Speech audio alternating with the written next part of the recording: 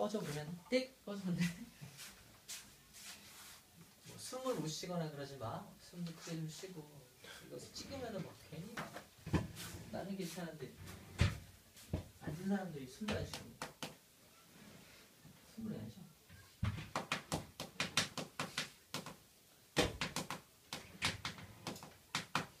탄소.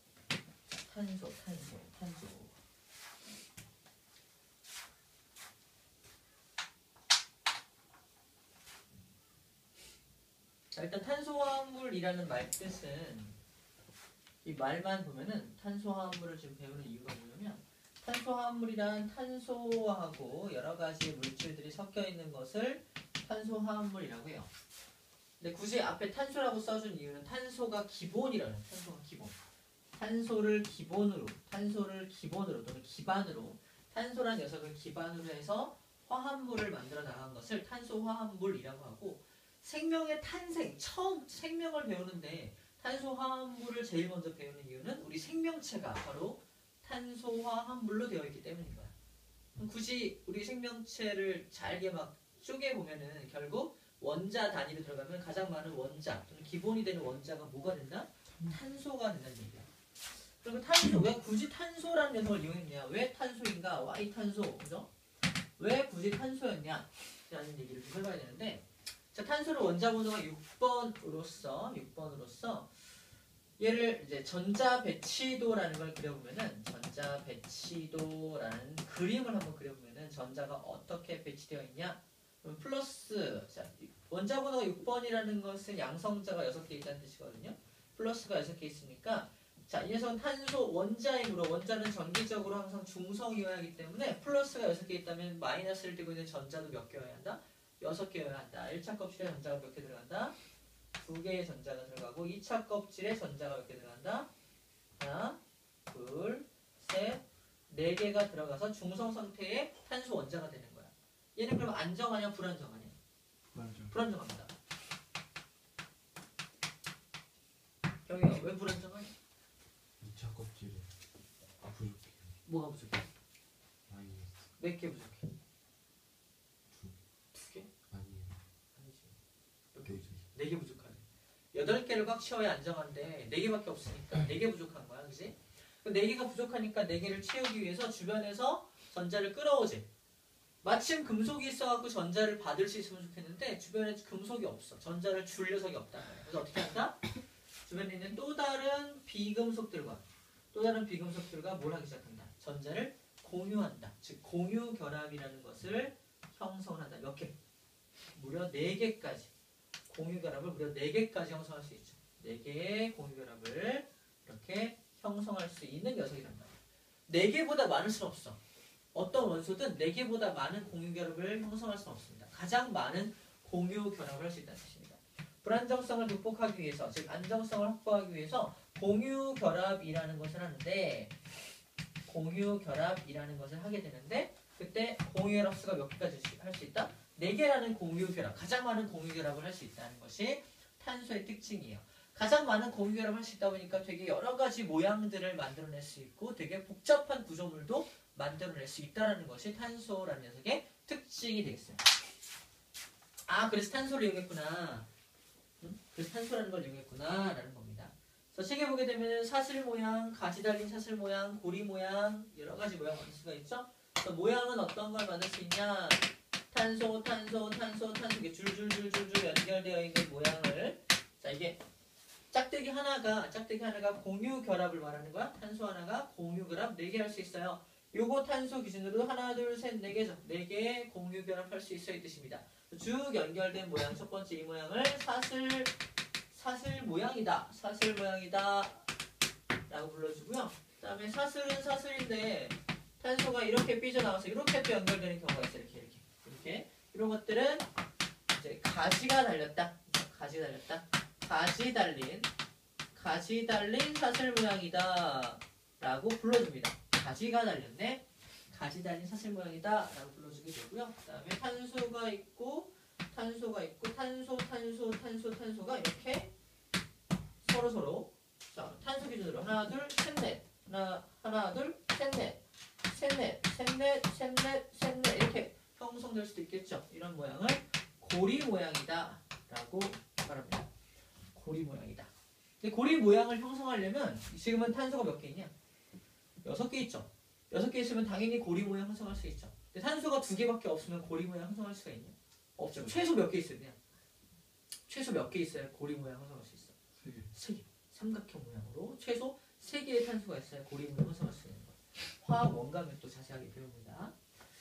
이렇게 모양도 다양한 모양을 할 수 있을 뿐더러 두 번째 결합도.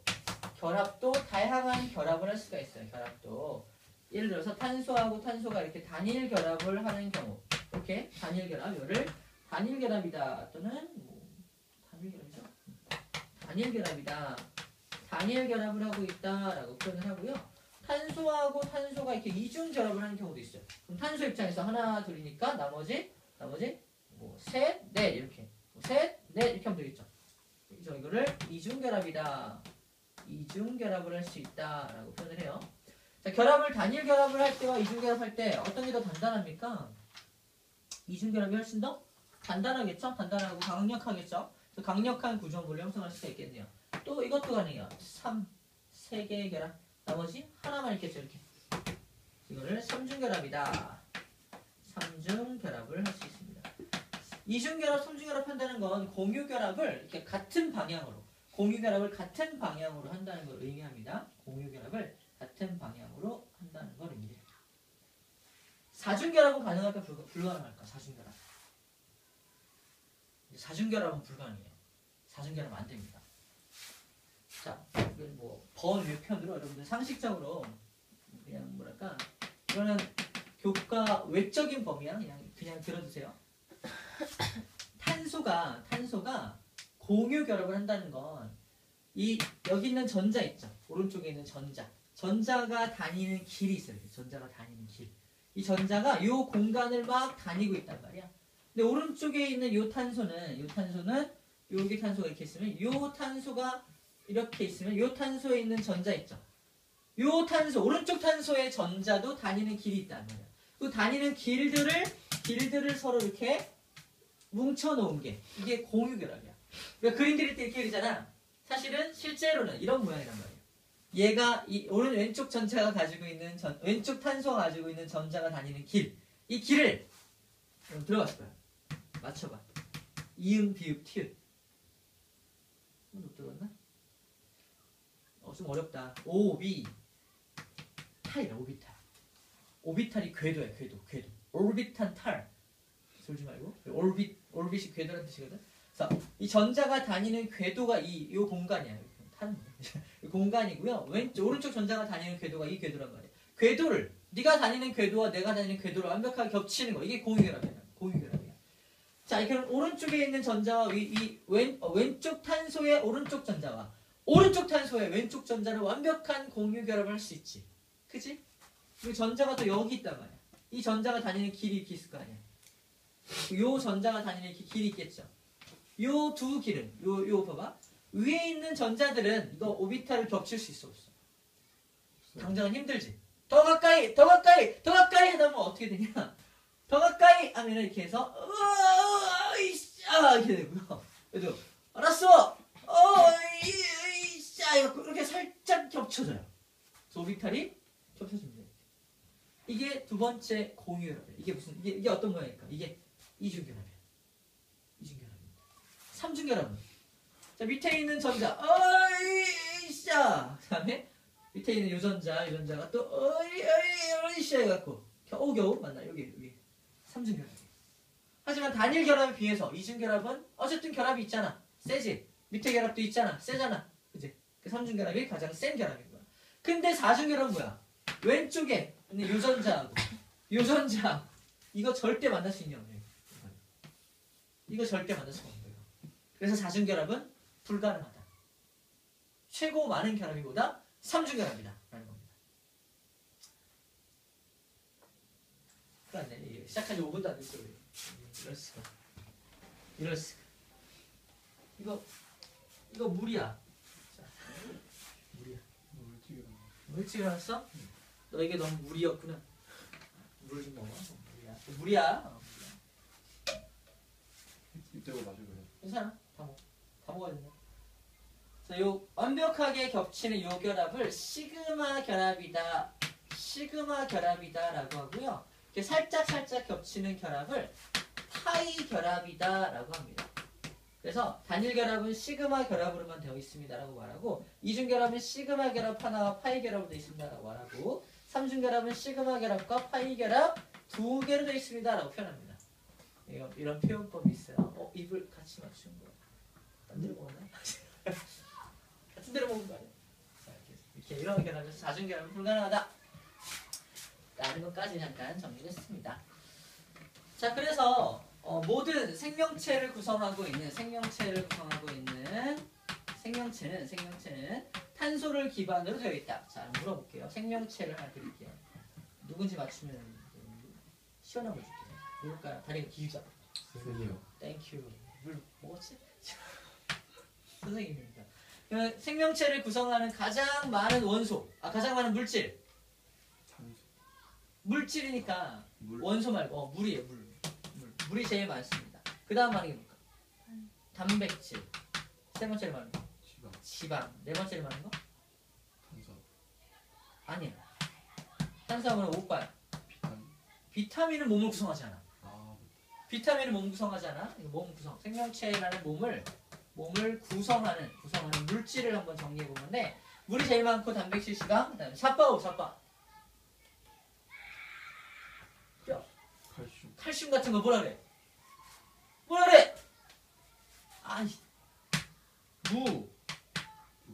무기질 또는 무기염류. 무기질이 무기염류고요. 무기염류를 또 다른 말로 뭐라 그러나? 까먹었다. 무기질. 까먹었다. 아무튼 무기질이야, 무기질. 그래서 자, 물은 그럼 어떤 원소로 되어 있냐? H하고 O로 되어 있죠. 그다음에 단백질은 뭐로 되어 있냐? CHON. 지방은 CHO. 탄수화물도 CHO예요. 무기질만 뭐 칼슘이니 마그네슘이니 칼륨이니 또 나트륨이니, 그죠? 이런 것들이 무기염류가 되는 거예요. 이 원자 번호기 20번, 12번, 19번, 11번 이렇게 좀 큰 원소들이 여기 있고요. 나머지 6번, 1번, 8번 이런 것들이 이제 좀 작은 것들이 여기 있는 거야. 우리 몸을 구성하는 대부분의 2번, 3번, 5번이 다 탄소가 기반으로 되어 있죠. 물은 뭐 그냥 탄소 없지만 돌아다니는 어떤 물질인 거고, 그래서 물과 무기염류를 제외한 나머지 대부분의 물질들은 다 탄소를 기반으로 하고 있다라는 말이 적혀 있는 겁니다. 알겠죠? 자, 이렇게 해서 탄소 화합물이 왜 우리 몸의 구성 기본 물질인지에 대해서 잠깐 얘기해봤고요. 자, 그 중에서 단백질에 대한 얘기를 지금부터 빠르게 해볼게요. 단백질 여기 있죠? 단백질. CHON으로 구성되어 있는 단백질을 지금부터 얘기할게요. 단백질. 잠깐 꺼줘요.